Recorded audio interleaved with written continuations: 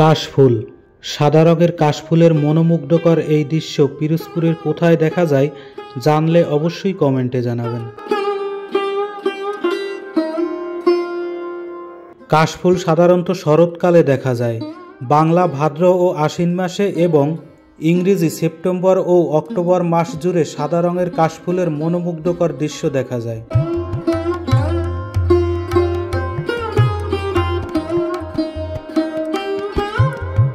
কাশফুল পালকের মতো নরম ও ধবধবে সাদা রঙের হয়। নদীর তীর এবং পানির কাছাকাছি ফাঁকা জায়গায় ও বালুময় জমিতে প্রচুর কাশফুল ফোটে। সাধারণত কাশফুলকে শরতের প্রতীক হিসেবে ধরা হয়।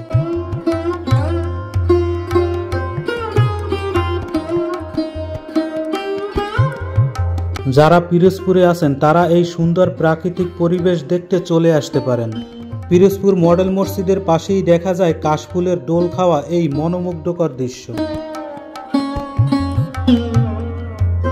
ব্যস্ততার অবসরে কাশফুলের সৌন্দর্য উপভোগকারীর সংখ্যাও আমাদের এই পিরোজপুরে অনেক বেশি।